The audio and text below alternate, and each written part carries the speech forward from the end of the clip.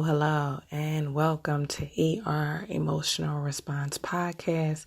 This is Life Coaching with Ink Ivory. How are you doing? I know you're used to my bi-weekly specials.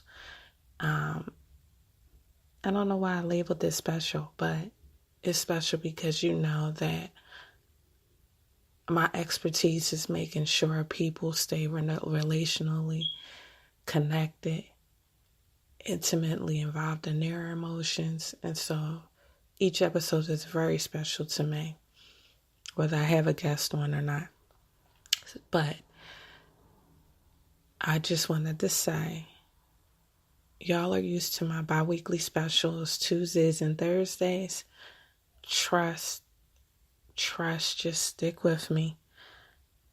Even though it won't be on Tuesdays and Thursdays every week, it will definitely be bi-weekly because I'm not giving up.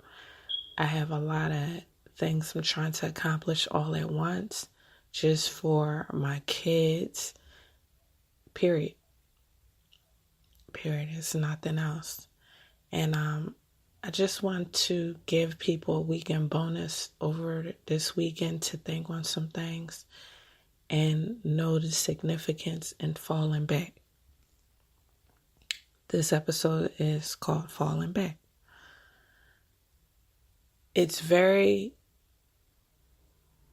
imperative, important, crucial, critical, necessary. I can't put enough points on it to fall back sometimes. This is how the emotionally sane stay sane. This is how those that go through trauma, that go through unscheduled experiences, this is how they stay sane. You have to take time out sometimes to fall back. And fall back is very key in emotional wellness because you can't control everything that's going on in your life, whether it's your relationships, whether it's circumstances, whether it's your job. Fall back is solely to keep yourself balanced, centered, and sane.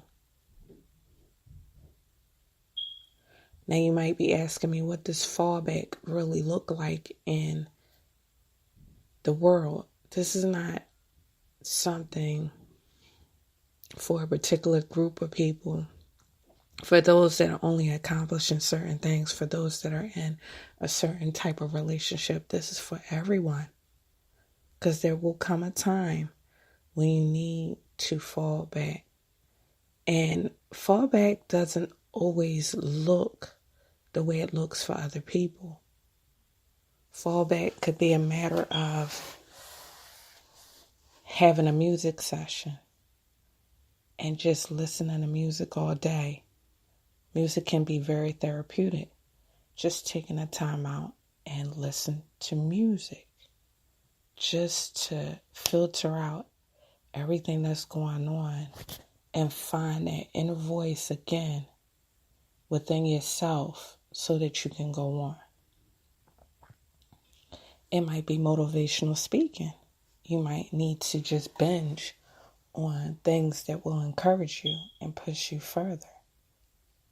It might be movie time, where you just need to identify with your emotions across the screen in a very entertaining way that you understand everything.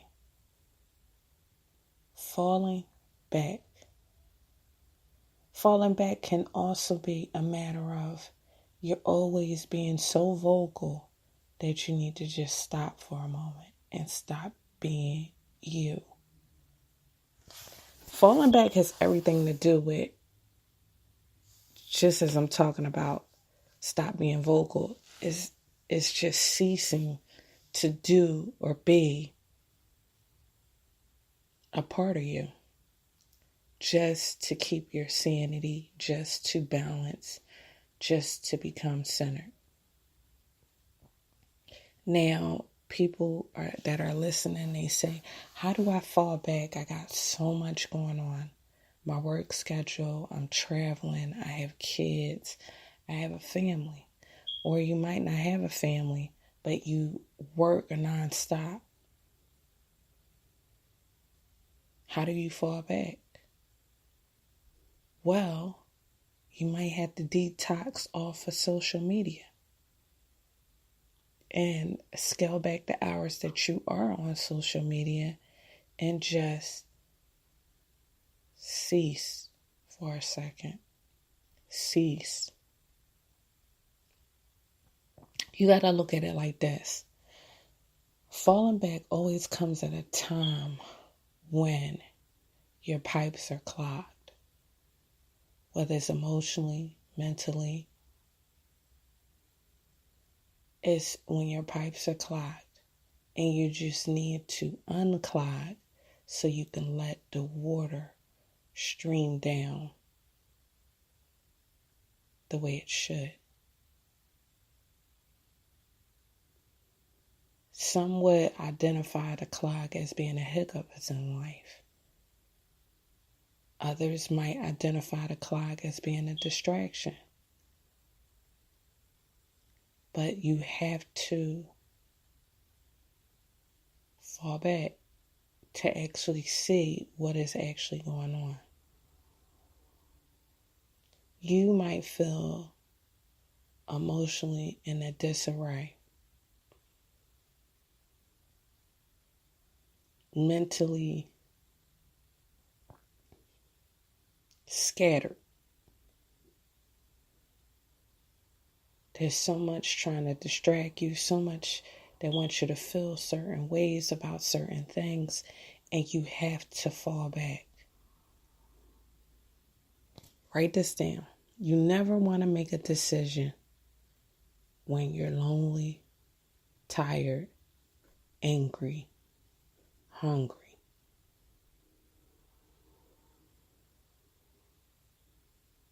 You never want to make a decision when you feel those type of things. And those type of things can be clogs.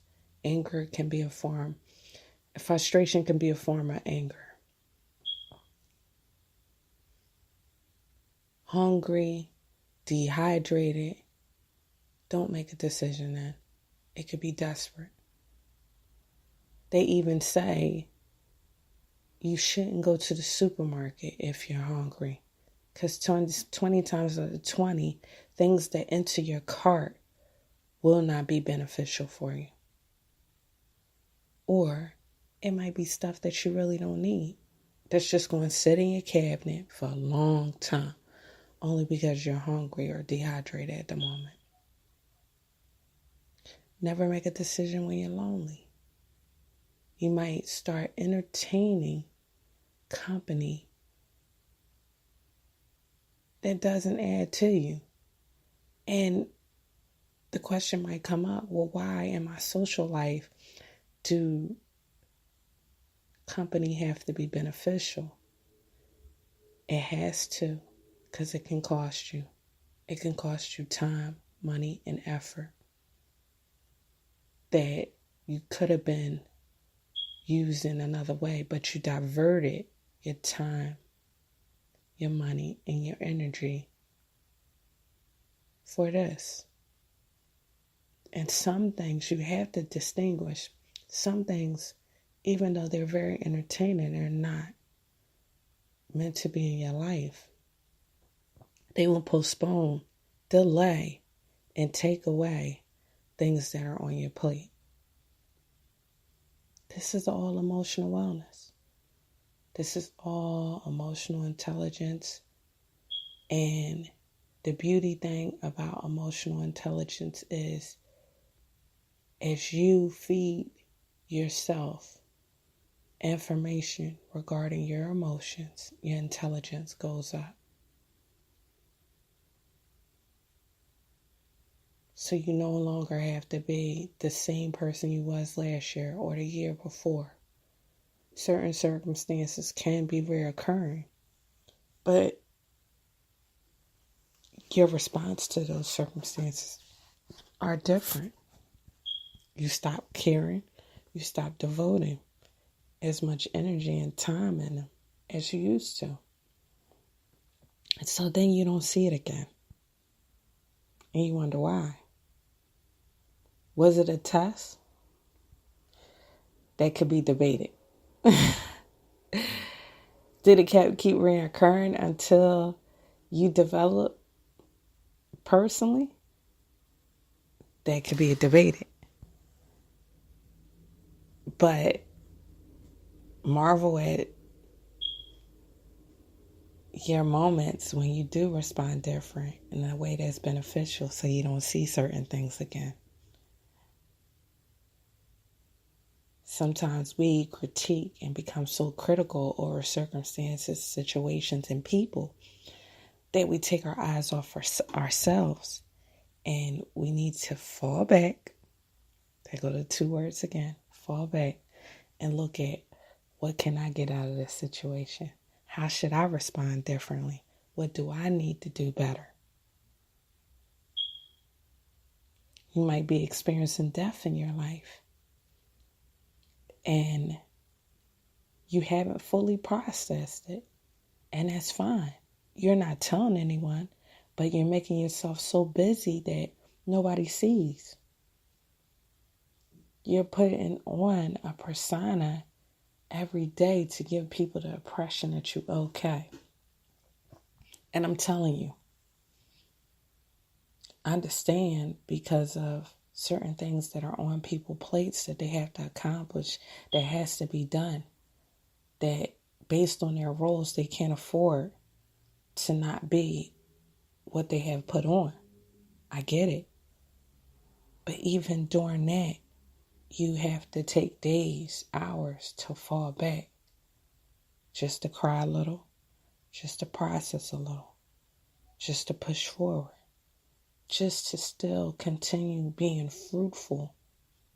And when I say fruitful, I mean beneficial in every aspect of your life, personally, as well as for business.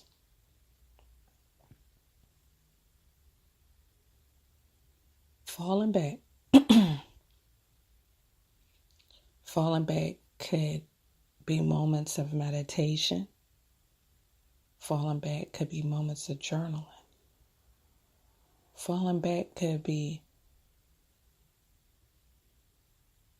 being able to vocalize what you used to being mute to.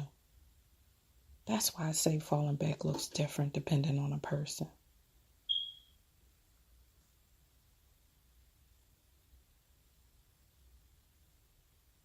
Because you can fall back from being silent and become vocal.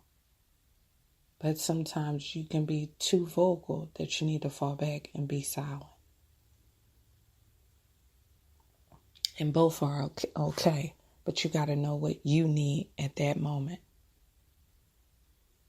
Emotional wellness is so vital in today's world. We cannot skip over it. We cannot tuck it away. We cannot say it's not that important, because your success in every aspect of your life is predicated on your emotional wellness. Well, you might say, how so? How do you figure that? Because if you're not emotionally sane, everything is slanted. If you're not emotionally sane, some things are drained and some things are overdone. If you don't have a good assessment on your emotional wellness, it will bleed into your work.